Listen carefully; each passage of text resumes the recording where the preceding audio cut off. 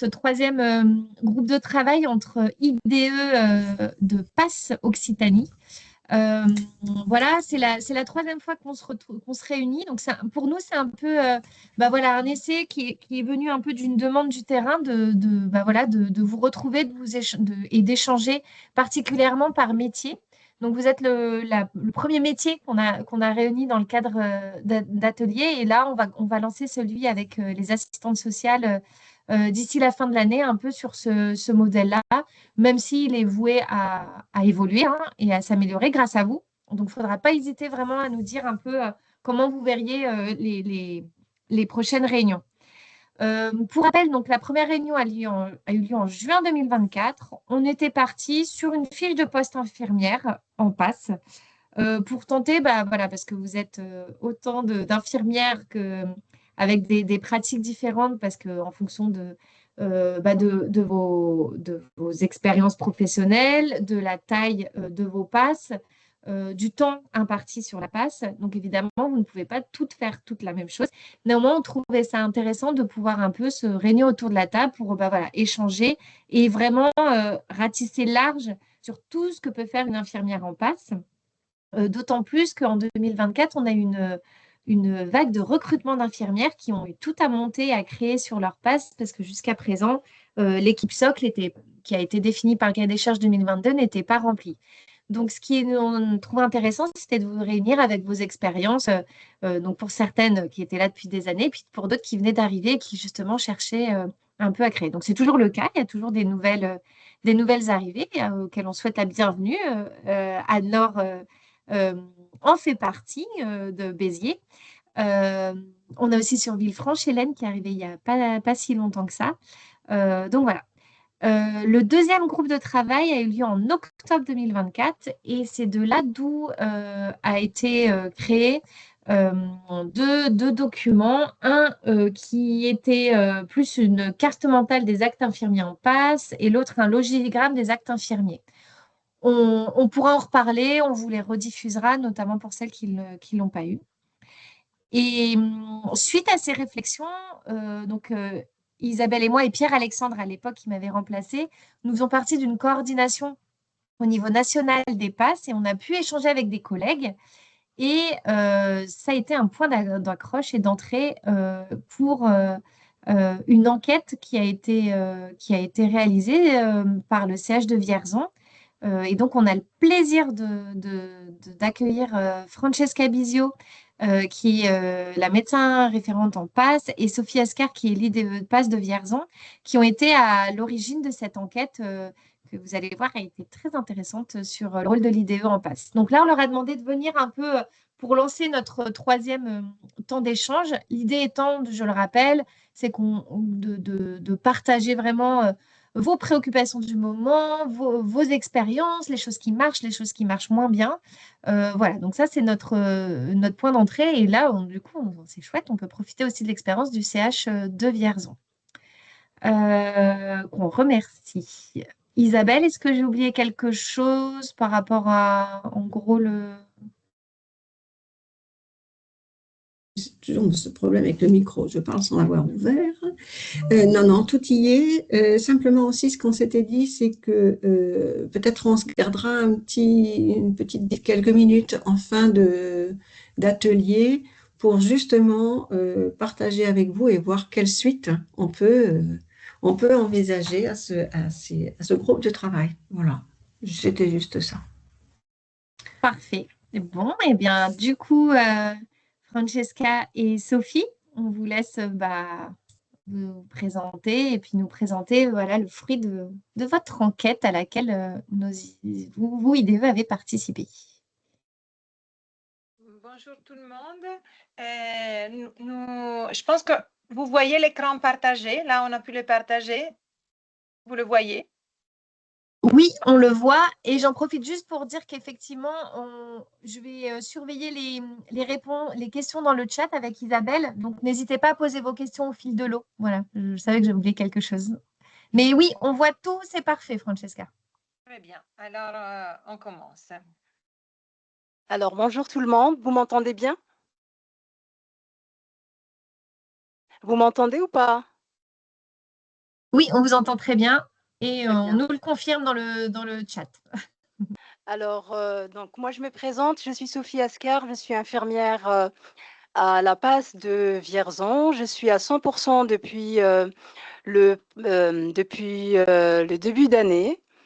Voilà, et donc du coup, cette enquête, c'est juste pour introduire un peu pourquoi on a mené une enquête. C'est parce que depuis que je travaille en fait à la PAS, c'est-à-dire depuis septembre 2023, je m'ai posé avec le médecin, on se posait un peu de questions, comment ça fonctionne, est-ce que toutes les passes fonctionnent de cette manière ou pas? Et on a eu l'occasion de discuter avec d'autres professionnels pendant les formations. Et donc, du coup, pour comprendre un peu si toutes les infirmières avaient la même activité, on s'est dit avec le médecin, on aimerait bien mener une enquête un peu sur le plan national. Donc, du coup, cette enquête, elle a duré pendant 2 mois. Vous m'entendez bien toujours? Vous entendez ou pas? Oui, oui, on vous entend Oui, très bien. parfaitement bien. Très bien. Donc, du coup, cette enquête, elle a duré pendant 2 mois, c'est-à-dire au mois de mars-avril 2025. Donc, du coup, on va partager avec vous. C'est un préliminaire, hein, parce qu'en fait, l'analyse de l'enquête, elle est en cours. C'est ce qu'on disait hier. Et donc, du coup, c'est un préliminaire. Alors, déjà, pour commencer, on aime bien, avec Docteur Bizio, toujours un peu rappeler un peu des choses qui sont un peu de l'ordre de l'éthique, parce qu'on travaille avec une population précaire, une population qui a besoin d'aide et qu'on est assez engagé. Donc, du coup, là, pour commencer, on commence un peu avec l'article 1 de la Déclaration universelle des droits de l'homme, qui dit que tous les êtres humains naissent libres et égaux, en dignité et en droit. Ils sont doués de raison et de conscience et doivent agir les uns envers les autres dans un esprit de fraternité. Ça, c'est juste pour introduire un peu et pour nous rappeler un peu notre engagement. Et sinon, par rapport à notre présentation, en fait, on va parler de la précarité qui est notre raison de travail.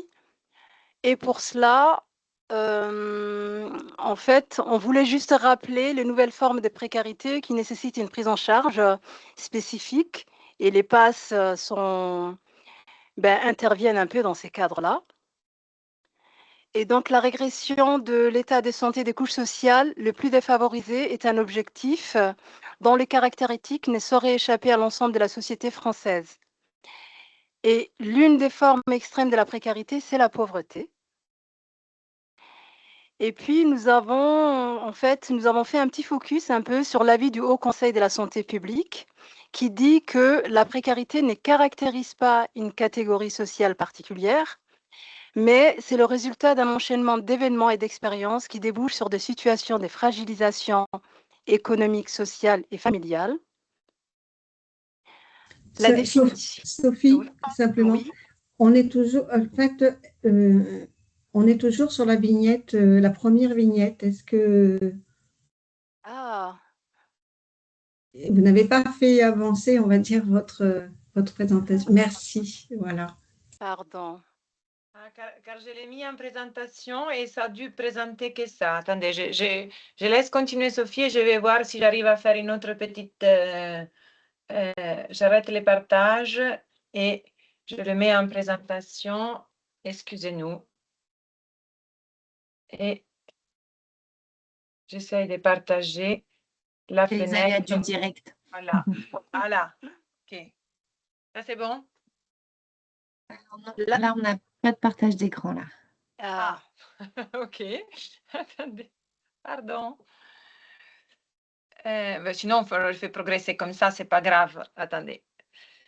Pa. Et on ne voit plus accessoirement. On n'a plus la caméra non plus. On vous partage l'écran complet. On... Je ne sais pas ce qui Je arrive me à vois, moi. Alors, arrive à la caméra et on fait comme ça et comme ça. Est-ce que comme ça, vous voyez? Oui, ah oui, c'est encore mieux même. Là, il n'y a Ok. plus les, Il n'y a plus les... Ok, parfait, parfait. voilà, C'était... les règles à Parfait. côté. J'avais cherché de Merci. faire comme ça et ça n'avait pas marché. Ok, on continue. Alors du coup, en fait, on disait que on a voulu un peu, pour expliquer un peu la précarité, on a pris l'avis du Haut Conseil de la santé publique qui définit un peu la précarité. Et donc la précarité, on disait que c'est pas une catégorie sociale particulière. Et donc c'est aussi un événement d'expérience, d'enchaînement d'événements et d'expériences qui débouche sur des situations de fragilisation. Donc la définition, c'est un état d'instabilité sociale qui est caractérisé par l'absence d'une ou plusieurs des sécurités, notamment celle de l'emploi, permettant aux familles et aux personnes d'assumer leurs obligations professionnelles, familiales et sociales et de jouir de leurs droits fondamentaux. Donc on avait déjà dit que les formes extrêmes sont l'exclusion et la grande pauvreté. Et toujours le Haut Conseil estime que la précarité, au sens d'absence d'une ou plusieurs des sécurités, est devenue aujourd'hui massif en France, puisqu'elle touche 20 à 25% de la population totale vivant en France. Et donc, les passes, les passes sont, voilà, sont là justement pour répondre à cette question de précarité. Et ce qui est très important, ça nous le savons, c'est le fait que la prise en charge médicale et sociale soit sans facturation. Et donc, comme je vous disais, l'enquête qu'on a menée pour comprendre un peu le rôle de l'infirmière est donc la suivante. Déjà, il y a au moment où on avait mené l'enquête, il y avait 456 passes sur le territoire national. Ces passes, elles avaient différentes modalités d'intervention. Donc, il y a des passes hospitalières, comme celle de Vierzon. Il y a des passes hors le mur, qui sont mobiles. Et puis, il y a des passes qui pratiquent qui sont mixtes. Et puis, il y a différentes spécialités dans les passes. Il y a des passes générales, des passes bucco-dentaires, ophtalmologiques, psychiatriques et mère-enfant. Alors, les professionnels des passes sont, selon le cahier des charges des passes, des ARS, c'est un trinôme. Donc, il y a un temps médical, un temps social et un temps infirmier. Il peut y avoir d'autres temps, mais vraiment, ces trois professionnels sont importants dans une passe. Et donc, quand on a eu en fait l'idée de mener cette enquête, on avait sollicité la région, notre coordination de la région qui nous avait mis en contact justement avec votre coordination d'Occitanie. On avait discuté justement avec monsieur Pierre-Alexandre. Savignac, oui. Oui, on avait discuté avec lui. Et donc après, on avait formulé des questions qu'on avait un peu diffusées. Et là, la question qu'on partage, c'était vraiment la question clé de l'enquête qu'on a en fait un peu, comment dire, qu'on a regroupé en 4 grands points qui répondent au rôle propre de l'infirmière, au rôle prescrit, au rôle délégué et puis aux soins relationnels. Donc, cette question, elle reprenait vraiment des points assez précis qui s'appuyaient un peu, qui s'adossaient un peu sur ces 4 points. Et donc, du coup, il y avait 23 items. Et donc, ça allait. Peut-être certains d'entre vous ont répondu à cette enquête. Et donc, quelles sont les personnes qui ont participé à cette enquête? Donc, je vous avais dit qu'on avait envoyé un peu à toute la France. Donc, il y a sur les 456, 185 passes qui ont participé, ce qui correspond à 41%. Les professionnels qui ont répondu à ces questionnaires étaient en majorité des infirmières. Donc, il y avait 78% des participants étaient des infirmiers, 8% des médecins, 8% des cadres, 5 assistantes sociales et puis 1% des secrétaires. Cette diapositive que vous voyez, il y a donc du coup la carte de France Il manque les dom-toms, ils n'ont pas répondu à la question, mais on avait posé aussi, on avait envoyé aux dom-toms aussi les questionnaires.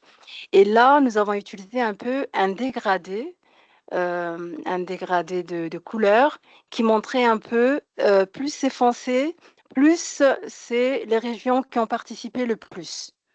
Donc là, on voit que c'est la Nouvelle-Aquitaine qui vient en tête, les passes de la Nouvelle-Aquitaine, qui était suivie par la région Centre-Val de Loire et les Pays de Loire. Et puis, les régions qui ont le moins participé sont le Grand Est, le haut de France. Mais on voit aussi que l'Occitanie, votre région, vous aviez bien participé aussi. Alors, cette diapo nous montre, parmi les PAS qui ont répondu, quelles étaient leurs spécialités, qu'est-ce qu'ils faisaient. Donc, la grande majorité des gens, des PAS qui ont répondu, avaient une pratique générale. Et puis, on voit qu'il y a le 1/3 des personnes qui ont répondu, à peu près 1/3 des personnes qui ont répondu, avaient une activité mobile.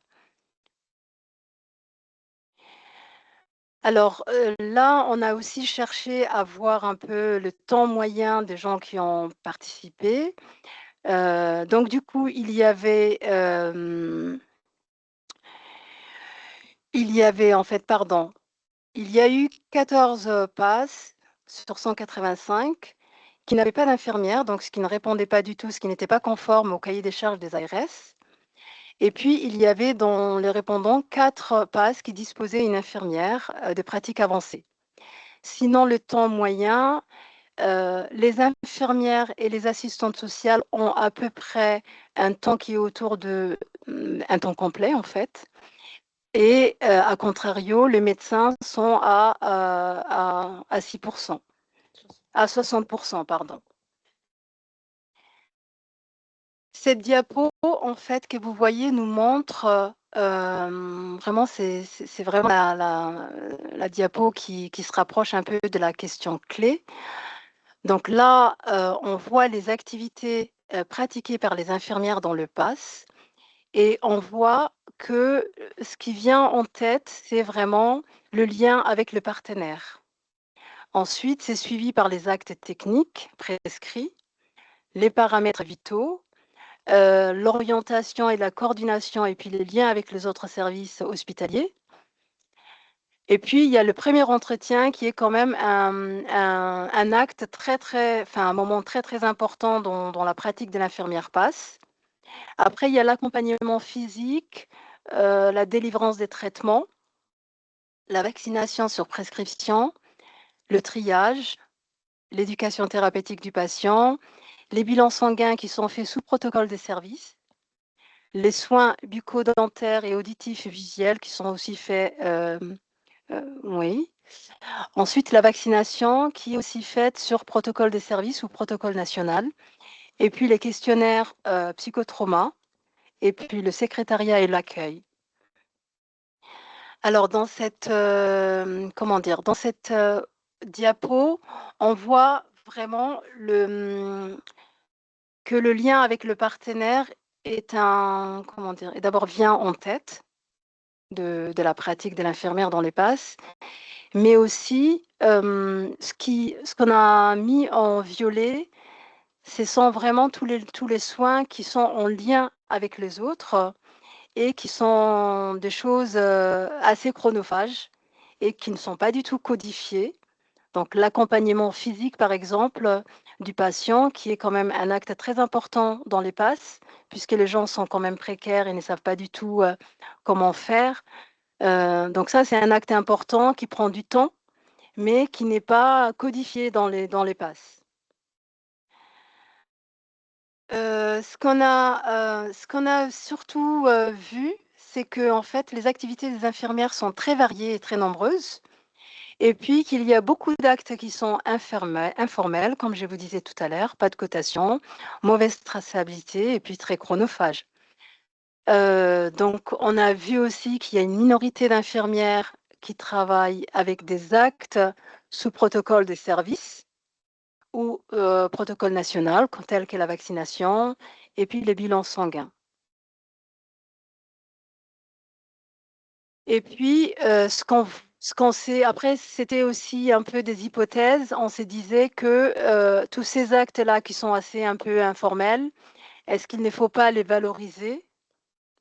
Parce que c'est quand même une grande activité, des activités qui sont chronophages. Et puis, ce qu'on se disait aussi, c'est peut-être aussi, il y a plein d'actes en fait qui échappent un peu au rôle prescrit, rôle propre, qu'on attend toujours des infirmières, mais il y a des rôles qui ne sont pas du tout dans ces deux cadres-là et que les infirmières quand même pratiquent et qui ne sont pas encore codifiés. Et puis autre chose qu'on se disait, c'était le temps, comment dire, la disproportion entre le temps du médecin et le temps de l'infirmière, peut-être peut-être cette corrélation inverse, peut-être que ça permet aussi aux infirmières, en tout cas que ça oblige les infirmières d'avoir une autonomie, puisque la présence du médecin, le temps de présence du médecin et puis le temps de l'infirmière sont assez déséquilibrés. Et sur ça, on passe un peu à un point successif pour vous décrire, disons, suite à ces réflexions, mais en réalité en parallèle de ces réflexions que l'enquête a soulevées, nous avons vraiment ressenti les besoins, nous, comme équipe Passe de Vierzon. Moi, je suis à 10%, et puis on a un gynéco à 10%, donc ce qui fait le 20% médical du cahier des charges. Sophie, ma collègue, était à 50, maintenant à 100%.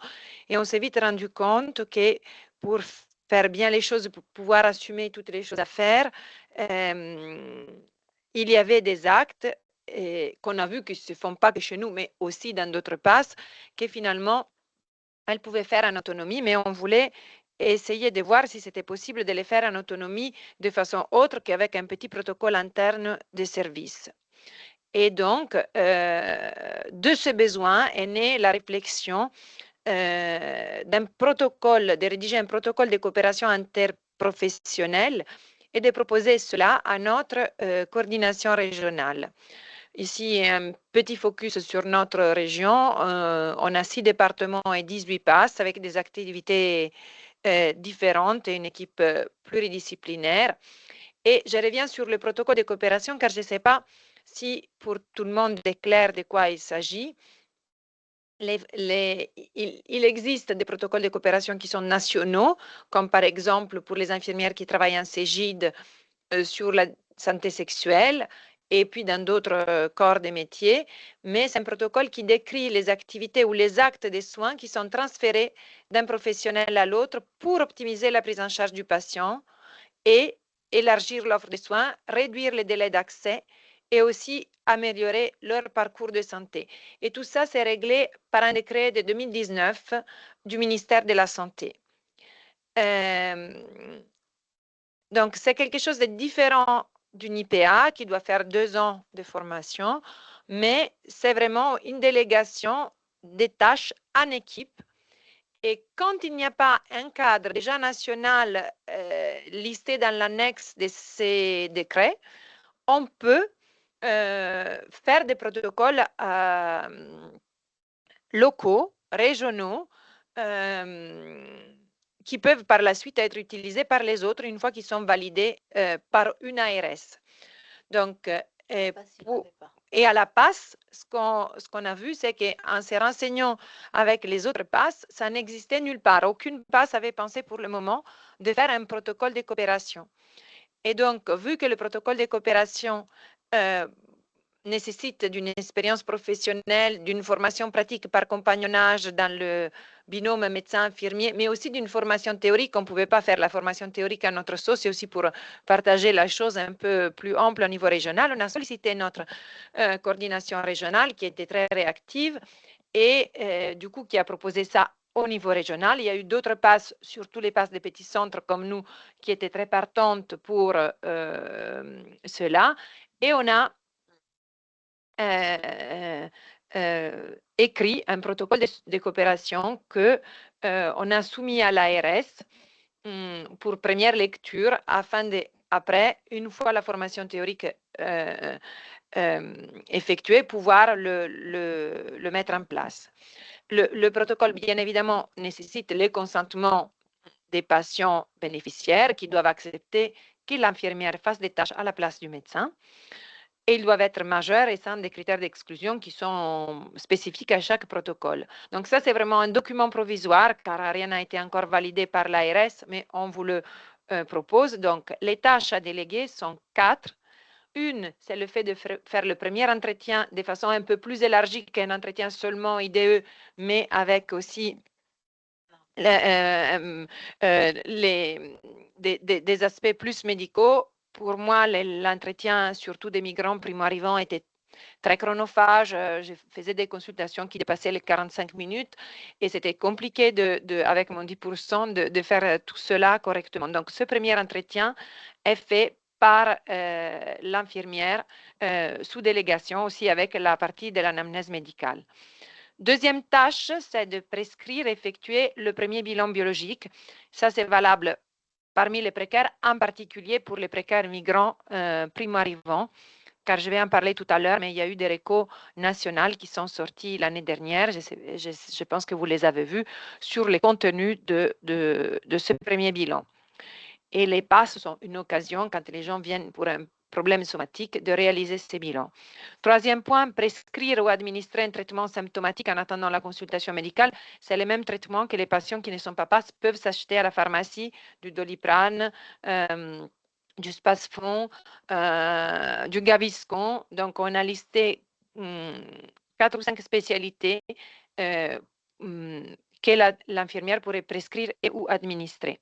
Et puis, quatrième point optionnel, car pour cela, il y en avait qui étaient plus à l'aise dans le métier, qui étaient partantes dans les équipes, d'autres qui plus réticentes, et puis ça dépendait aussi des délais d'attente pour les consultations médicales, c'est le fait de renouveler les ordonnances de traitement chronique qui arrivent à échéance afin d'éviter des ruptures.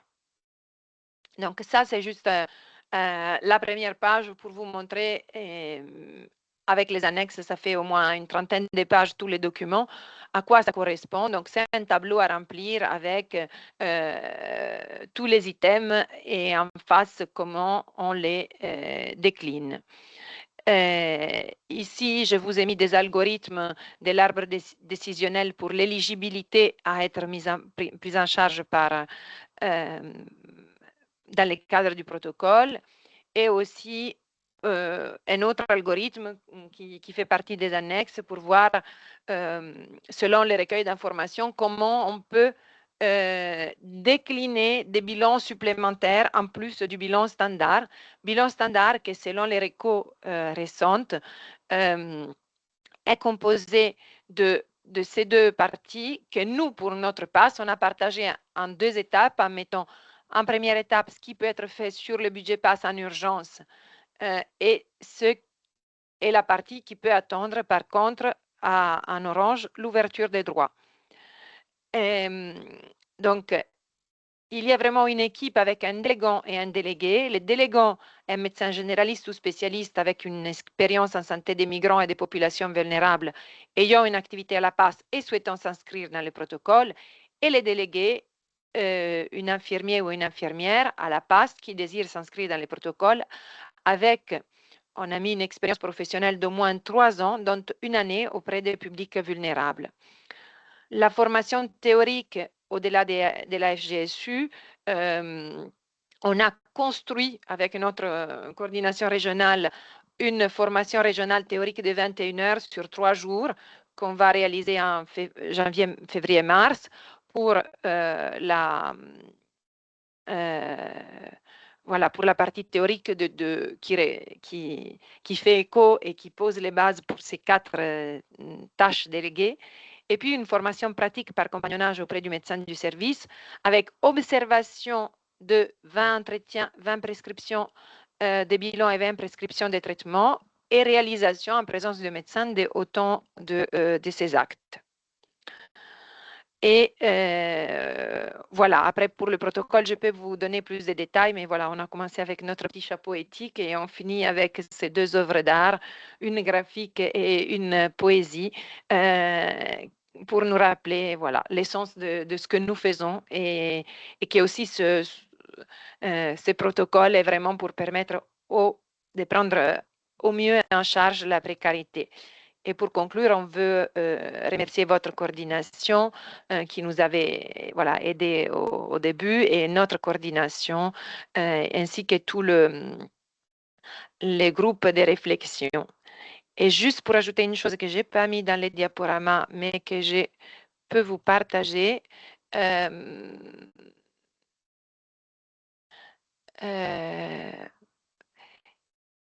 c'était, il faut que je le trouve. Il faut que je le trouve. Je voulais vous partager la fiche. Je la trouve, je la repartagerai. La fiche du premier entretien infirmier que Sophie pourra vous détailler aussi davantage et qu'elle a travaillé en équipe avec les autres infirmières. Elles étaient 4 ou 5 de la région qui ont fait un petit groupe de travail pour définir tous les items du premier entretien IDE qui peut peut-être vous intéresser.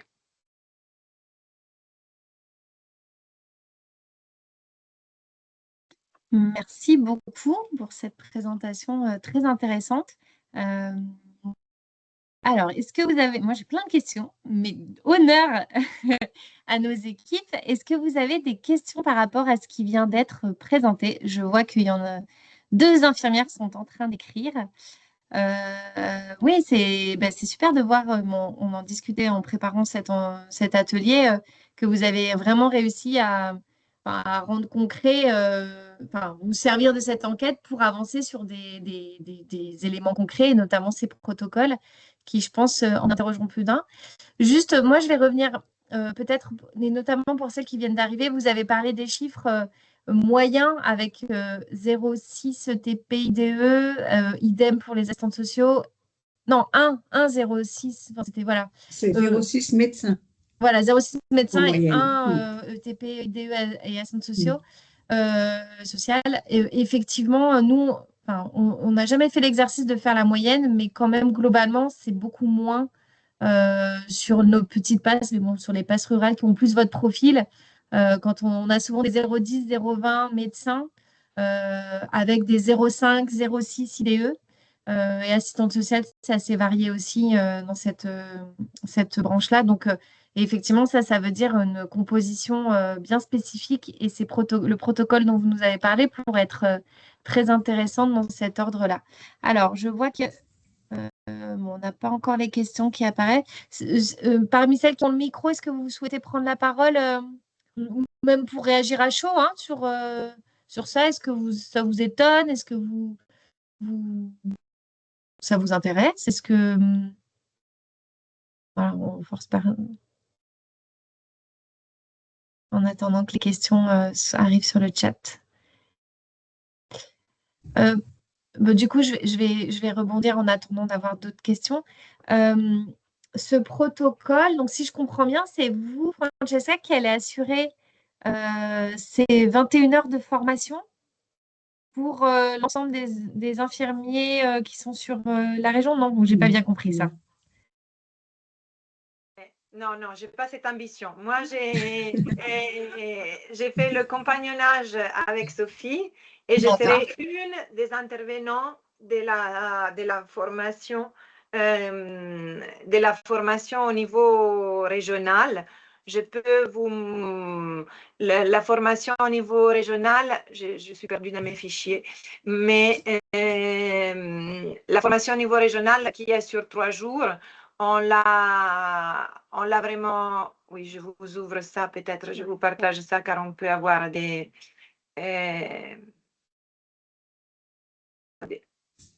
je vous repartage. Il faut déjà revenir, oui, je pense, sur notre diapo. Ouais.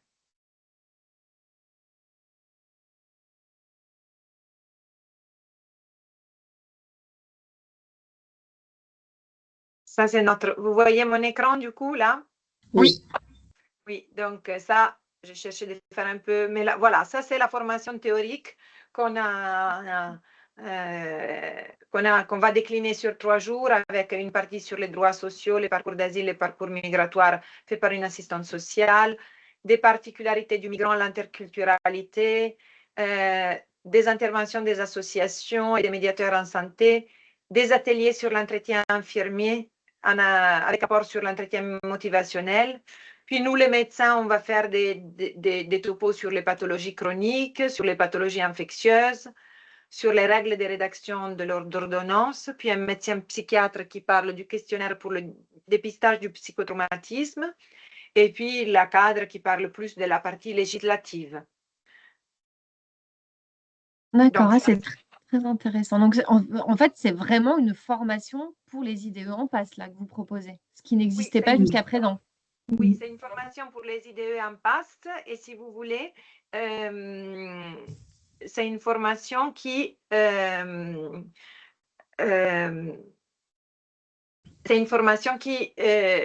que la coordination a bien voulu ouvrir à tout le monde, et puis avec une priorité à qui veut mettre en place le protocole. Mais même s'il y a quelqu'un qui, quelque part, est un peu plus frileuse ou un peu plus encore en difficulté et veut juste venir pour se former, c'est possible. Et vas-y, Isabelle.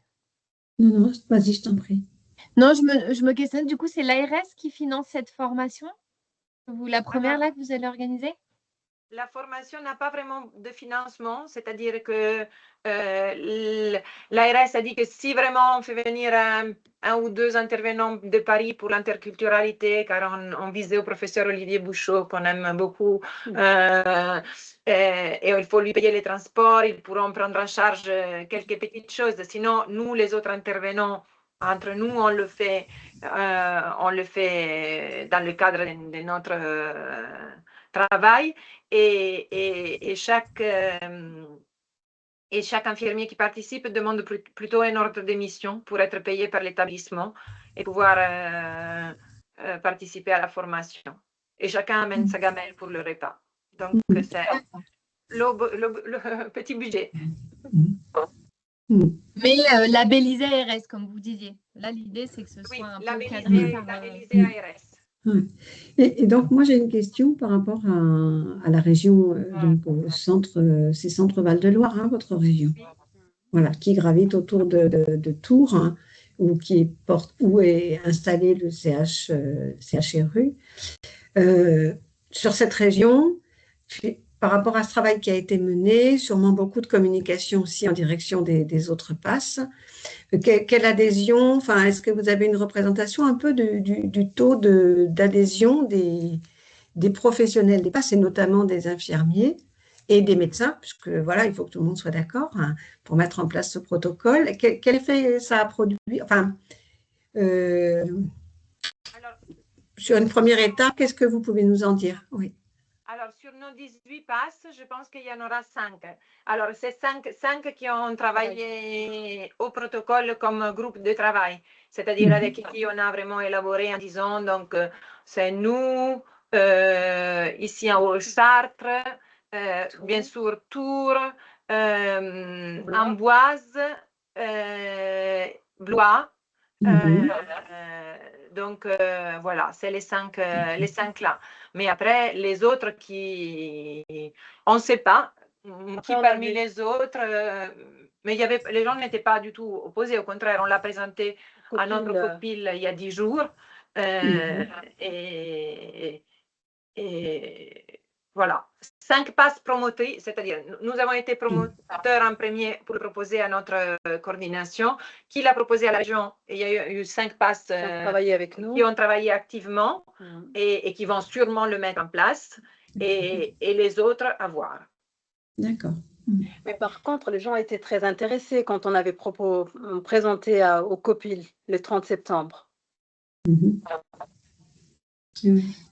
Dans la conversation, donc il y a Marie-Camille Talessa qui est infirmière au CH de Cahors qui nous dit super initiative. De mon côté, cela m'intéresserait fortement d'avoir le détail de ce protocole. Est-ce que du coup, ce serait un protocole que vous pourriez partager, sur lequel nous aussi on pourrait s'appuyer en Occitanie? mais pas tout de suite, dans le sens qu'on n'a pas, vu que là, vu qu'on était collaborateurs, c'est-à-dire qu'on a depuis le début partagé nos expériences pour l'enquête, on voulait bien, au-delà de l'enquête, vous restituer ça, car ça donnait un peu un retour pratique. Mais en fait, comme on disait dans une des premières diapos, une fois qu'il est validé par une ARS, il est labellisé au niveau national. Donc, si vous attendez quelques mois, vous pouvez plus facile, il sera officiel. Vous aurez déjà aussi le retour de notre ARS qui peut-être nous le cale déjà sur quelque chose. Et après, ce sera absolument public et chacun pourra s'en saisir et le décliner à sa région. Donc, il n'y a pas de souci pour, voilà, pour le diffuser, mais je pense que vaut mieux qu'on attende quelques mois, le début de l'année prochaine, pour qu'après notre coordination régionale puisse le partager avec vous. D'accord, donc début d'année prochaine, en début d'année prochaine, pas de souci. Mais là, nous, bon, vu qu'on vous a vraiment présenté quelques éléments en avant-première. En avant-première, mais on n'a pas le droit, car nous sommes une petite passe locale. Voilà, c'est la coordination régionale qui après a pris la responsabilité et qui va, une fois validé, va pouvoir le diffuser. Mais il faut d'abord que ça soit validé par l'ARS. Et je pense que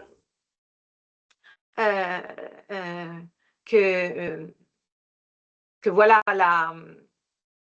ça va être fait assez rapidement. D'accord.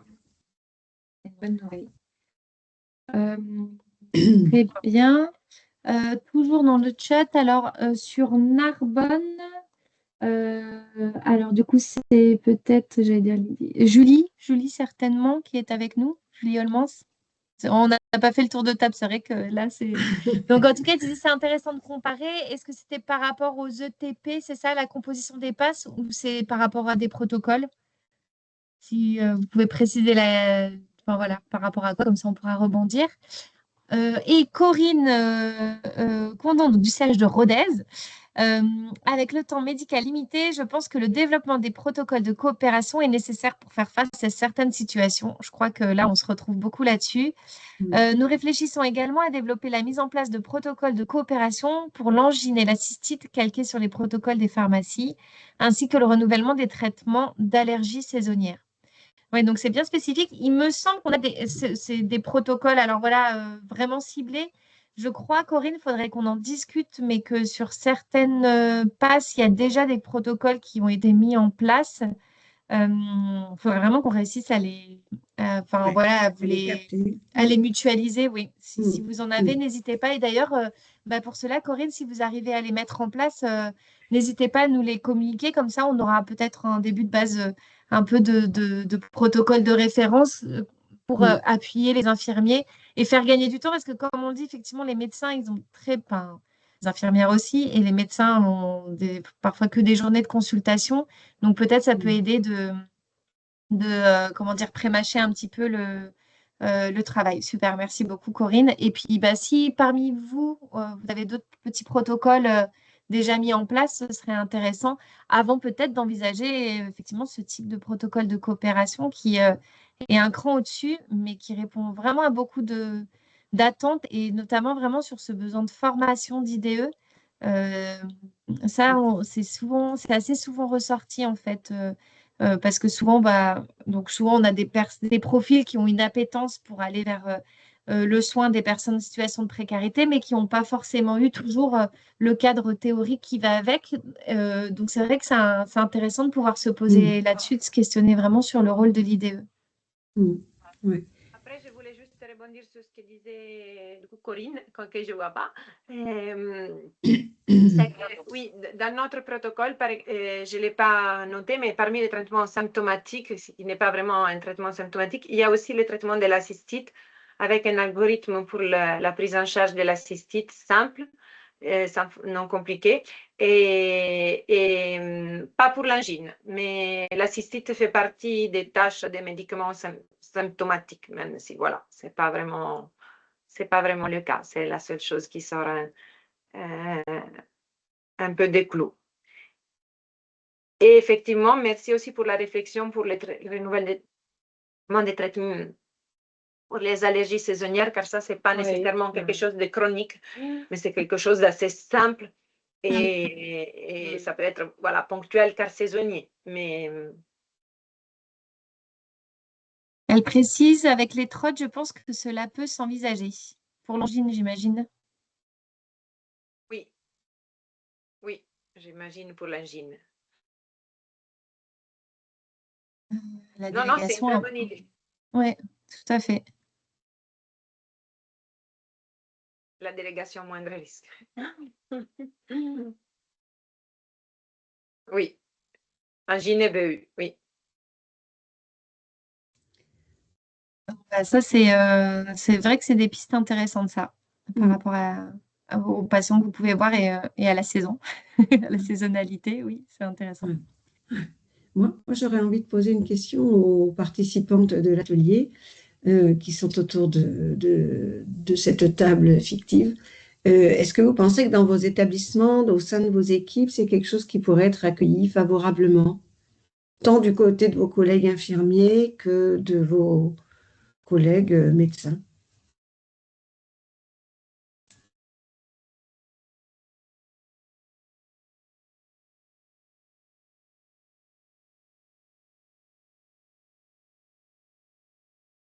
Alors, Justine, Ouais, allez-y, oui. je vais prendre la parole. Moi, je pense qu'effectivement, alors, au sein de la PAS, sur Roche, moi, j'ai un temps infirmier à temps plein et le médecin est là à 10% et assistante sociale à mi-temps.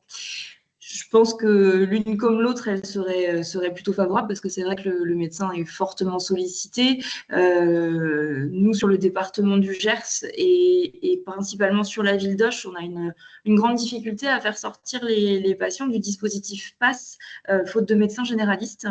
Et on se retrouve très régulièrement avec des patients qui ont des pathologies chroniques, qui nécessitent des renouvellements de traitement et pour qui on n'arrive pas à passer la main, clairement. Donc voilà, le médecin de la PAS nous est souvent sollicité. Les patients ont des droits depuis plusieurs mois, mais on la sollicite pour faire des renouvellements d'ordonnance. Donc, je pense que oui, ça serait bienvenu. Et je vois dans le travail avec les partenaires aussi sur le centre hospitalier d'Auch, on travaille énormément avec les CIP, avec le MPP également et autres partenaires. Mais ça revient souvent dans les demandes quand il y a une problématique de santé avec une consultation médicale qui est à distance sur plusieurs semaines. Moi, on me questionne, mais est-ce que tu ne peux pas prescrire un premier bilan ou un traitement symptomatique? Donc, je pense qu'effectivement, ce serait plutôt bien accueilli ici. Voilà.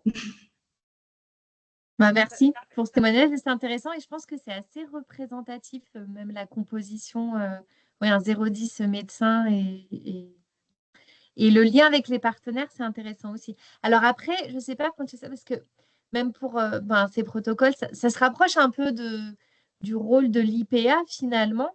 Il me semble que en première intention, les prescriptions doivent être faites par un médecin pour tout ce qui est symptomatique, sauf les… C'est comme, je ne sais pas, si vous avez clair les fonctionnements du CEGID, ça éclaircit les choses. C'est-à-dire, une fois que la tâche est déléguée, la tâche est déléguée. Et puis, s'il y a un problème, l'infirmière appelle. Mais chez nous, la délégation est vraiment pour faire le premier bilan, car justement, ça, on veut essayer de sauter l'étape médecin pour le premier bilan. Surtout que nous avons la politique que même si le patient vient car il a le diabète, mais il arrive de Guinée, on fait quand même un accompagnement par rapport à son parcours migratoire, on fait les bilans, on saisit l'occasion pour faire un bilan migrant primo-arrivant plus large. Et ces premiers bilans, justement, c'est une des premières choses, vu que nous sommes très motivés sur ça, c'est une des premières choses avec laquelle on s'est lutté.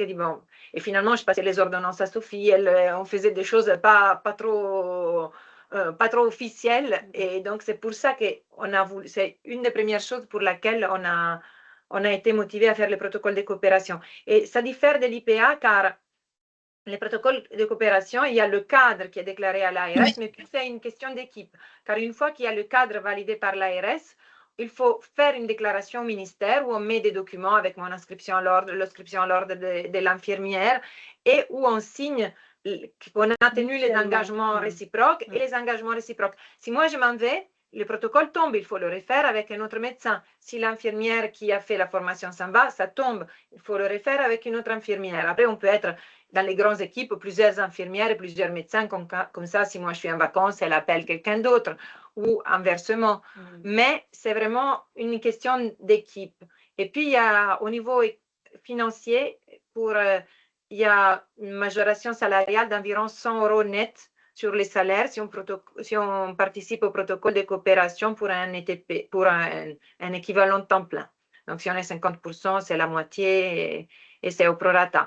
Mais il n'y a pas les 2 ans d'études pour l'IPA et c'est vraiment équipe centrée et centrée sur certaines tâches précises. Bon, merci pour ces précisions. Effectivement, c'est intéressant de savoir que c'est valorisable aussi autrement, bon, financièrement, ça reste que c'est. Je pense que c'est aussi intéressant de le savoir pour les infirmières. Oui. Tout à fait. Et il y a Narbonne qui voulait prendre la parole. Ah mince, la main était baissée. Oui. Si, non, c'est bon. On n'a pas la caméra, on a le micro. Ok, super. En fait, c'est vrai qu'on s'est posé la question, on se disait, mais les infirmières qui sont là sur les passes, généralement, elles restent assez longtemps sur leur poste. Et on se disait, des infirmières IPA, comme vous disiez, c'est vrai que c'est là où c'est intéressant parce qu'elles ont totalement leur place, et surtout en passe. C'est des infirmières de débrouillage, en fait, les infirmières de passe. Et après, on se pose aussi la question par rapport au protocole. Il faut que ça soit accepté par la direction. Tout est le problème, en fait. Ah non, le protocole de coopération. Ah, sur le financement des. Oui, sur le financement. C'est pas certaines directions refusent le paiement des 100 € là. Voilà. Désolée de votre étonnement, mais moi j'ai été confrontée à ça. Mais sur quel argument ils refusent du coup? Bon, là c'était sur les urgences, mais du coup ça faisait un financement en plus. On m'a dit oui, mais il y a déjà la prime des urgences, vous voyez. Après les urgences, la passe, il y a l'enveloppe pour les RH, donc finalement, les 100 € de plus retombent dans l'enveloppe ARS. Oui, oui, oui. Non, mais puis en plus, des infirmiers, il y en a qu'un là, ça fait que 100 € par mois. C'est différent. Mais je pense qu'il faut, c'est quelque chose qui n'est pas en systématique. Mais pourtant, cette petite prime, elle est fixée au niveau du ministère. Elle est fixée comment, Madame Bizio? Je crois que c'est quand on fait le dossier protocole de coopération, effectivement, c'est dedans, c'est fixé. Si le protocole est validé, il est validé, mais je ne sais pas s'il y a si l'ARS donne une enveloppe. Alors, il n'y a pas une enveloppe spéciale de l'ARS, mais quand on dépose les documents au ministère, il faut valider à la CME, il faut valider à la CME et ou à la direction des soins, le protocole, et il faut un accord de l'établissement. Effectivement, un accord signé de l'établissement. Dans l'accord, il n'y a pas écrit je m'engage à recevoir, à donner les 100 € de plus à l'infirmière, mais ça va de soi. Il sait que ça fait partie accord pour le protocole de coopération. Et disons que comme moi, j'y vois pas énormément de difficultés dans la mesure que l'établissement est demandeur. Oui, l'établissement est demandeur. De toute manière, plutôt qu'augmenter le temps médical, c'est moins cher, c'est triste de le dire, mais de payer les 100 € en plus à l'infirmière et surtout, si une infirmière passe d'échelon car elle est plus âgée, le budget de l'ARS, on va lui demander un peu plus. Donc, chez nous, ça n'a pas été un élément bloquant. Même, on n'a pas encore fait notre déclaration de l'établissement. Mais pour les CEGID, ça n'a pas été un élément bloquant. J'espère, je vous souhaite que ça ne le soit pas non plus chez vous.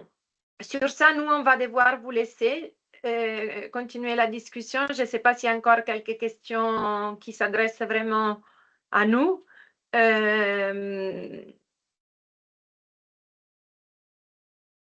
Et Corinne qui est en train d'écrire. Ah ben, bravo pour votre travail. Voilà. Merci, Merci. merci. En tout C'est cas, très voilà, bien dit. nous laisserons, une fois que les choses seront définies, et que notre coopération, que notre coordination régionale puisse transmettre les choses auprès de votre coordination régionale. Et de notre côté, on va continuer l'analyse.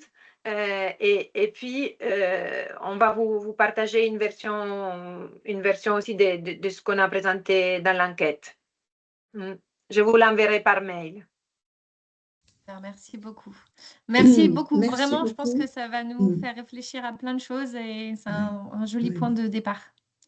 Bonne continuation de vos discussions et on est disponible aussi encore pour des échanges mails par la suite. Très bien, merci beaucoup. Merci. À très bientôt. Bonne journée. Au revoir. En tout cas, toutes, parce qu'on n'est que c'est très féminin aujourd'hui aussi. C'est vraiment intéressant, c'est vraiment la dynamique de valoriser le travail infirmier, en tout cas de la montée en compétences qui est actuellement en train d'être fait, et notamment l'infirmière en passe, je pense qu'il y a beaucoup de choses. Oui, Narbonne, allez-y. J'aurais une question, s'il vous plaît. Je pense que le protocole de coopération, c'est vraiment, ça peut être vraiment une solution pour euh, des problèmes d'absence médicale. Alors, dans la page de Narbonne, finalement, c'est pas vraiment Julie arrive à se débrouiller. Mais je pense que quand même, c'est un travail, un protocole de coopération, c'est un travail qui est énorme et ça pourrait être presque intéressant, c'est qu'on arrive à faire valider un protocole de coopération régional. Peut-être faire des travaux de groupe en se disant, bon, allez, pour quelle pathologie? Parce que bon, la cystite, je ne suis pas sûre que ça soit ce qui est le plus intéressant, mais est-ce qu'on ne peut pas réfléchir à quelques pathologies sur lesquelles où il y a un peu une urgence et où on peut réfléchir à quelques pathologies. Mais je pense qu'il faut que nos forces soient regroupées, parce que franchement, une seule phase qui fait un protocole de coopération, bah, ça va prendre des heures et des heures à faire. Alors que je pense que si on se rassemble, ça peut être aidant. Ça peut faire partie de même, j'allais dire, même lors des rencontres régionales. Ça peut être un débat. Oui. Je pense qu'on est assez d'accord, et moi aussi, vraiment, en les écoutant, je pense qu'effectivement, c'est un vrai sujet qu'on peut accompagner et porter aussi au niveau de la coordination avec vous. Et ça, vraiment, parce que, encore une fois, ça répond vraiment à beaucoup de problématiques qui sont d'ordre pratico-pratique. Bon, voilà, on a des temps qui ne sont pas similaires, et en termes d'efficience pour les patients, en termes de valorisation de votre travail, encore une fois, parce qu'on y tient aussi beaucoup, et que ça pourrait en faire partie. Donc effectivement, enfin voilà, je vois Isa aussi qui opinait du chef aussi. Je pense qu'on est assez d'accord là-dessus pour voir comment on peut porter ça. Et d'ailleurs, c'est ce qui s'est passé, hein. De toute façon, ce que disait Francesca, c'est une initiative qui est partie de Vierzon, mais ils ont pu la monter un peu en puissance parce qu'il y a d'autres passes qui se sont intéressés. Et bon, leur autre avantage, mais bon, comme on a de bonnes relations avec l'ARS, c'est que leur coordinatrice est directement à l'ARS. Donc, je pense que ça a pu accélérer. Oui, mais nous, on travaille étroitement avec l'ARS, donc on pourra aussi... donc, c'est un beau projet, ça, qu'on peut se dire pour notre groupe de travail dans les pistes à suivre. J'ai l'impression que déjà, toutes celles présentes ont eu l'air intéressées. On va restituer évidemment aux autres collègues et voir un peu comment ça peut générer. Commencer à en parler à vos médecins, voir un peu tâter le terrain, peut-être pour une prochaine fois, voir un peu leur remontée. Et puis peut-être que les prochains groupes, peut-être pour 2026, ça pourrait être ce sujet-là, avec des médecins qui pourraient être porteurs aussi de ce projet. Et nous, réfléchir, voilà, au niveau Occitanie. Nous, de notre côté, on peut commencer à évoquer le sujet côté ARS, niveau régional. Et on peut se fixer un peu 2026 comme, enfin voilà, peut-être deux ou trois groupes de travail qui permettraient d'avancer sur le sujet pour avoir quelque chose d'opérationnel fin 2026. Je pense que c'est pas complètement. On n'a pas, j'ai oublié de poser cette question, mais on pourra lui demander la temporalité entre le moment où ils ont déposé un peu ce protocole et le moment où c'est validé. Je ne sais pas du tout si c'est 2-3 mois. En fait, ils disent qu'ils ont fait l'enquête en mars-avril. Pardon, Madame Champelet. Ils ont dit qu'ils avaient fait l'enquête du questionnaire en mars-avril. Donc, Ouais, ça c'est doit être ça. assez récent, le dépôt. Ouais, Ouais. tout à fait. Mais par contre, pardon, allez-y. Les deux protocoles de coopération que j'ai faits, il faut au minimum une année. Ouais. Mais parce Ouais. qu'en fait, on est tout seul, alors peut-être collectivement, ça va plus vite. Oui. Mm. Bah, je pense en effet, parce que l'intérêt là, c'est qu'on pourrait prendre appui sur ce qu'eux-mêmes ont fait, quitte à le faire évoluer, mais déjà, voilà, si ce On a une protocole base de est travail. validé, on a une super base de travail. Et en plus, quand elles ont donné à voir le programme un petit peu, les prérequis, on va dire, hein, pour que les professionnels rentrent dans ce dispositif, hein. Moi, dans ma petite tête, j'ai fait le lien aussi avec l'enquête qui est en cours, à laquelle tu participes, Élodie, aussi, sur les besoins en formation et l'accès à la formation des professionnels en passe. Et du coup, ça peut venir aussi se compléter quand on aura les résultats de cette investigation sur les besoins en formation et sur les recours possibles, enfin ce à quoi les professionnels peuvent accéder de manière assez facile dans leurs établissements. Parce que dans ce programme aussi plus spécifique pour les PASS, ça peut amener des éléments à la réflexion et peut-être aussi à la rédaction, être une plus-value dans le cadre de l'élaboration du protocole. Voilà. Justine, vous vouliez prendre la parole?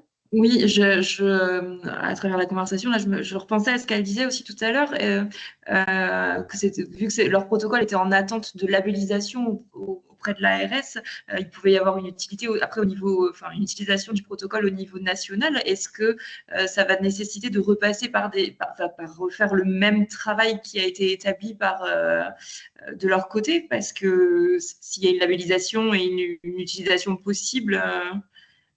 C'est une bonne question. Compris. Non, mais c'est vrai, vous avez raison.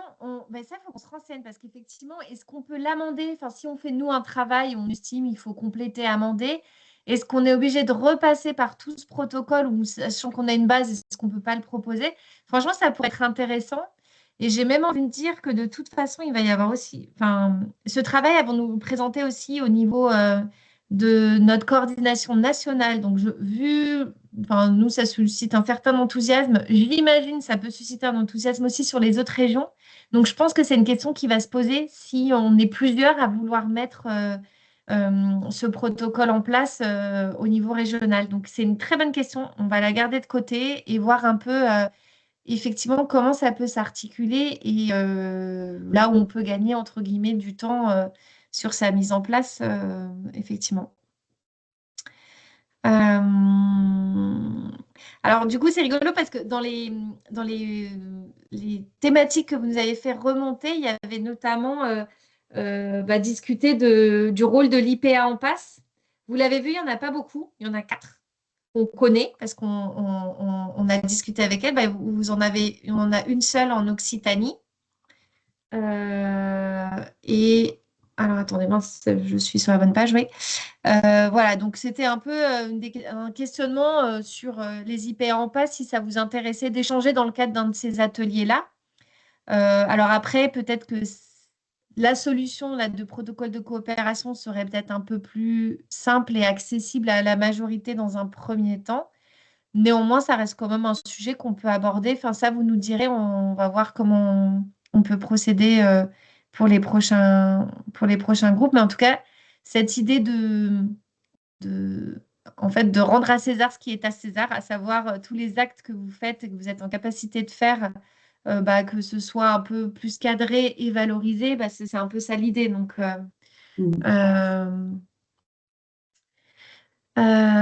Justine, pas de problème. Bien sûr, on va de toute façon essayer de donner suite enfin, on va donner suite à ce premier jalon posé.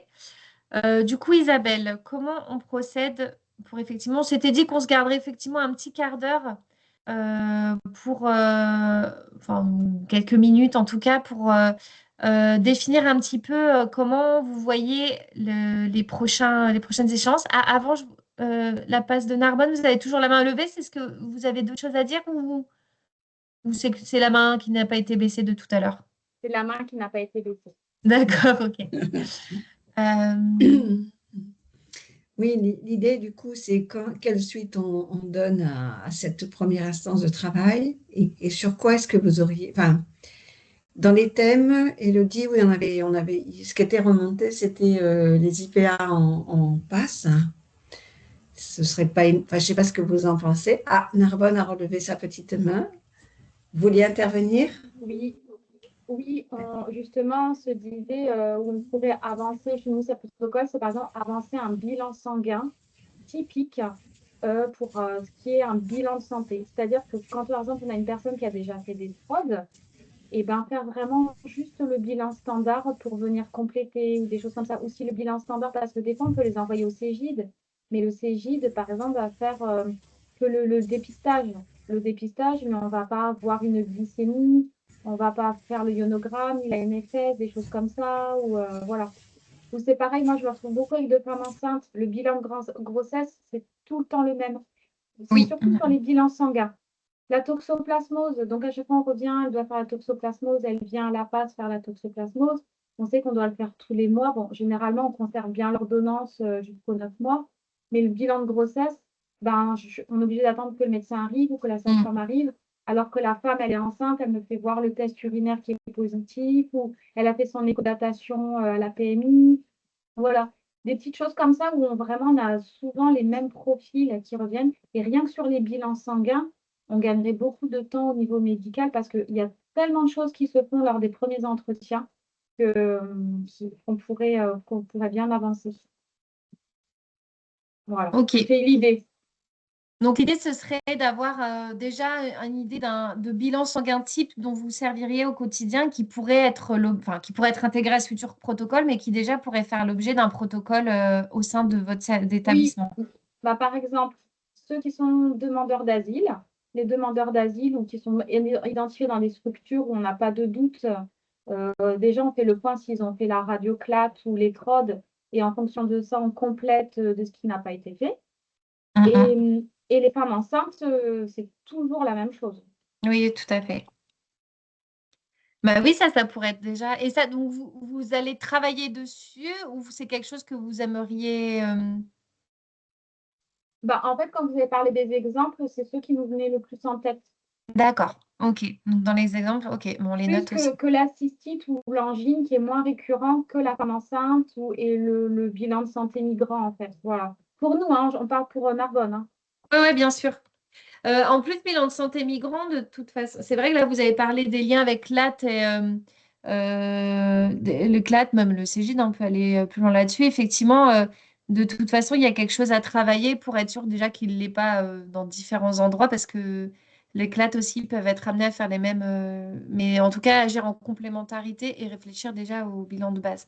Donc, bilan de santé migrant et bilan femme enceinte. Oui, tout à Oui. fait. Parce Garde que dans même les- le La CLAT, question de femme enceinte peut être intéressée ouais, pas mal d'établissements. Je pense notamment à Béziers aussi, parce qu'en fonction, enfin, quand on y regarde, on s'aperçoit qu'il y a quand même de plus en plus de femmes, voilà, enceintes qui viennent vers les passes, quoi. Donc, je pense que ça peut être super intéressant. Je sais pas. et puis Alors, vous même, aviez envie de réagir, peut-être? Ah, pardon, Julie. oui, pardon. Je disais, j'ai eu le cas une fois, j'ai une dame qui était en commun avec le CLAT. Le CLAT, elle me dit, je ne peux pas tout prescrire, alors que moi, je pensais que le CLAT avait quand même une certaine liberté de prescription par rapport au PASS. Et elle m'a dit, non, tout ce qui est en lien avec la grossesse, je ne peux pas le rajouter au bilan. Et oui, Voilà. oui, faut que ce soit stricto sensu lié pour le coup au bilan migrant. Tout à fait. Oui, oui, c'est Mm. vrai. Non, non, tout à fait. Ok. Quelqu'un souhaitait prendre la parole? Non. Ok, bon, bah ça, ce serait aussi effectivement un sujet peut-être un peu spécifique qui de toute façon fera partie de cette réflexion de protocole. Juste par rapport à quand on a rediscuté avec Isabelle, on est reparti de ce que vous aviez fait, donc la carte mentale et le logigramme des actes. Euh, on s'est dit qu'il y avait la question de la valorisation des activités, la valorisation, pardon, des actes.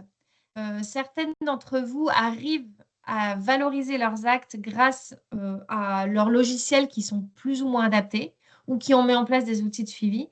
Donc, on se disait que ça pouvait être aussi peut-être un axe de réflexion à apporter dans le cadre de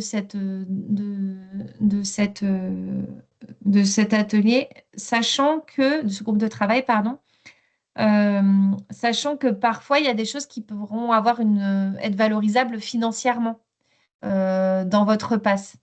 Tout ça va avec en fait un travail de réflexion qu'on a eu sur les circuits de facturation. On s'est rendu compte qu'il y avait des choses qui pouvaient être récupérées d'une certaine façon qui ne l'étaient pas. Et du coup, ça questionne par rapport aux actes infirmiers aussi. Donc voilà, je ne sais pas si j'ai été claire ou pas, Isa, si tu veux compléter par rapport à ce qu'on s'était dit. Et puis, Oui, tout à fait. Tout à fait. Et d'ailleurs, par rapport à la question des actes et de la valorisation des actes, moi, ce que j'ai retenu aussi de ce qu'ont présenté Sophie et Francesca tout à l'heure, hein, c'est quand même toute cette part des actes relationnels qui, du coup, ne peuvent pas être valorisés, qui pour autant représentent beaucoup de temps, je pense ça que vous le savez beaucoup mieux que nous, représentent beaucoup de temps dans votre activité professionnelle et dans l'accompagnement des patients. Donc voilà, ça c'était une petite aparté. Mais ça, je pense que c'est un sujet aussi sur lequel il faudra à un moment donné se pencher parce que ça, je pense que ça occupe vraiment pas mal les collègues infirmiers au quotidien. Ouais. Donc ça, c'est la fameuse carte mentale. Ouais. voilà, c'était juste pour illustrer un peu, c'est que vous aviez identifié quand même beaucoup de ces actes, voilà, qui reprend un petit peu ce que nous a présenté Sophie Ascar par rapport aux actes, etc. Et voilà, peut-être la question à un moment donné, repartir de ce document, voir un petit peu qu'est-ce qui pourrait être suivi et valorisable, j'entends aussi financièrement, une fois que les patients, vous parliez, Justine, de ces nombreux patients qui ont des droits ouverts, mais vous n'avez pas de possibilité de les orienter. À un moment donné, du coup, vous faites du travail hors passe finalement. Et donc ça c'est récupérable. Enfin, je veux dire, il y a certains axes qu'on pourrait envisager de récupérer sur cette base-là en disant, bah, c'est des patients qui normalement devraient aller vers le système de droit commun. Donc, on peut, entre guillemets, les facturer, mais pas à l'assurance maladie. Voilà. Donc ça, c'est des choses qui sont faites parfois, pas toujours systématiquement. Donc peut-être avoir en tout cas cette réflexion à vos niveaux, à vos échelles pour voir aussi et pour que bah, l'objectif étant toujours que bah, vos passes soient moins déficitaires, bon, parce qu'on sait que de base, les passes sont souvent déficitaires, et puis utiliser ces budgets pour aussi euh, alimenter le budget pass et pouvoir permettre, bon alors ça ne représentera pas des millions, hein, on est d'accord, mais en tout cas, auprès de l'hôpital, ça peut vous permettre d'argumenter, non, on n'est pas déficitaire, et on suit voilà, correctement de sorte à ce qu'on ne soit pas. Voilà, ça, on se disait que ça pouvait être aussi un autre axe de travail et qui finalement peut aller aussi dans la continuité de ces protocoles. Enfin voilà, on peut tout à fait imaginer aussi dans le protocole avoir aussi un peu le profil patient suivi quand c'est vraiment des patients passent en attente de couverture et puis une fois qu'ils sont qui peuvent rentrer dans le système de droit commun, qu'est-ce qu'on fait aussi par rapport à ça? Ça peut être aussi un axe intéressant. Est-ce que certaines d'entre vous ont pensé à autre chose? N'hésitez pas voilà, parce que ces groupes de travail, ils sont à votre disposition, donc plus vous êtes force de proposition, plus nous, on va s'en saisir.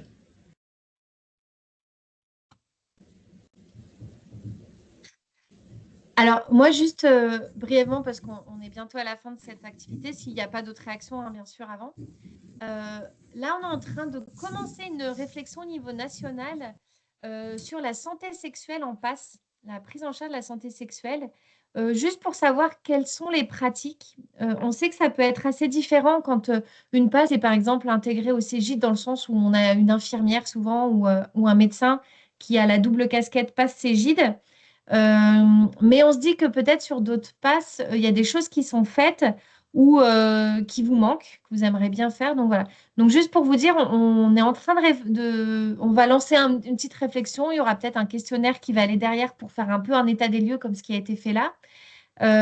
Mais si vous avez des besoins en la matière, des attentes, vraiment n'hésitez pas. Là, on est au tout début de la réflexion. Donc voilà, parce qu'effectivement, euh, diagnostiquer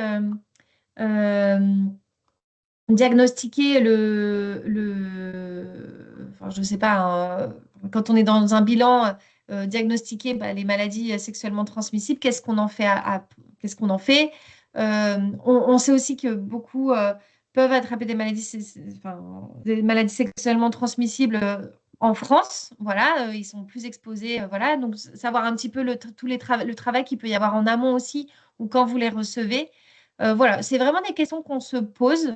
Donc voilà, si vous avez envie ou d'apporter un peu de votre réflexion sur la matière, vraiment, n'hésitez pas à nous contacter, même à part, hein, pour voir un petit peu où vous en êtes là-dessus. Et puis peut-être qu'à terme, ça fera l'objet d'une réflexion en groupe de travail, hein, voilà. Mais pour l'instant, voilà, on en est aux prémices. C'était juste pour vous informer de ça.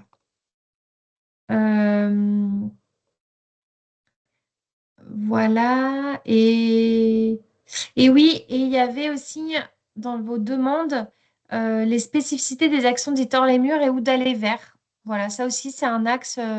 Alors, j'imagine que c'était le rôle de l'IDE dans ces activités d'aller vers. Voilà, je ne sais pas si ça aussi, c'est toujours d'actualité. Euh, Ah, alors, attends, j'ai une réaction par rapport à la santé sexuelle. Très bien. Tac.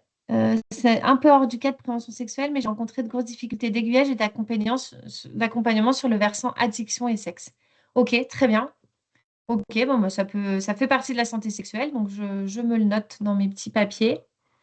Et peut-être ça peut être juste savoir en termes de relais, hein. Voilà. Merci beaucoup Anne-Laure, à bientôt. De toute façon, on va bientôt clôturer. Bon, du coup, ce qu'on vous propose, c'est que de toute façon, on va essayer de refixer une prochaine date. Isa, je pense que ce sera tout début 2026, peut-être en février. On va pareil procéder par Doodle. Bon, on a du mal, vous voyez, là, on n'est pas si nombreuses, c'est bien dommage. On va essayer, on essaie d'anticiper, de vous demander très en avance pour pouvoir avoir un maximum de personnes, mais ce n'est pas évident. Pour l'instant, on garde ce format visio, bon, parce que vous en doutez, étant réparti sur tout le territoire, voilà. C'est pas exclu qu'un jour, on réussisse à faire une rencontre en présentiel, ce qui ferait du bien à tout, hors JER, j'entends. Ou qu'on intègre au JER peut-être un temps d'échange travail IDE aussi, ça peut être tout à fait envisageable. Enfin, bref, il y a plusieurs modalités. Donc, en tout cas, allez-vous nous envoyer un lien pour revoir cette rencontre? Oui, tout à fait. On le fera. On mettra, vous savez, on a une chaîne YouTube, on la mettra là-dessus. On vous transmettra le lien.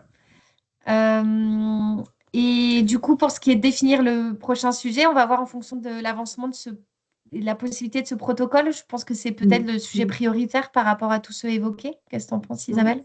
Oui, complètement, je te rejoins. Ouais.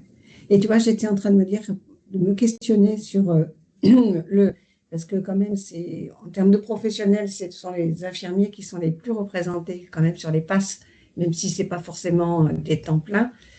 Et je suis étonnée du peu de monde autour de la table, et je me demande s'il ne faut pas re-questionner le format, le moment où on l'organise, je ne sais pas. Alors, ça, il faudrait voir, oui, parce qu'on avait identifié le temps entre midi et 2, parce que après vous êtes en consultation la plupart du temps. si vous On avez s'était dit d'autres que c'était le suggestions. moins Ouais. désorganisant dans la journée, mais je ne sais pas. Je sais pas. Après, peut-être dans le cadre de la journée d'échange régional, on peut prévoir un atelier l'après-midi, groupe de travail IDE. Mm. Et là, on a Mm. et IDE Ouais. médecin si on est sur ce protocole, parce qu'on va le faire au premier Ouais. trimestre 2026. 2026, ouais. Mm. Donc, on Mm. pourrait tout à fait envisager une rencontre inter-IDE, là en visio, où on peut préparer cette rencontre et voilà, faire ça. Bon, bah, en tout cas, on va réfléchir à tout ça. Merci beaucoup aussi à la passe de Narbonne. De toute façon, il est l'heure. On va vous laisser et on vous enverra effectivement les L'enregistrement. documents, l'enregistrement avec les documents présentés. Mm. À très Et bientôt et n'hésitez pas à nous merci. solliciter, voilà, encore une fois, en bilatéral si besoin, ou si vous avez des réflexions, ou suite à vos discussions avec les médecins aussi sur un protocole de coopération potentielle, ce serait super. Ouais.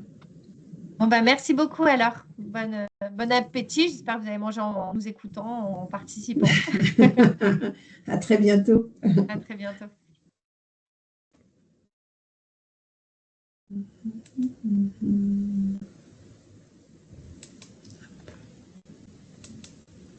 Et voilà, j'arrête.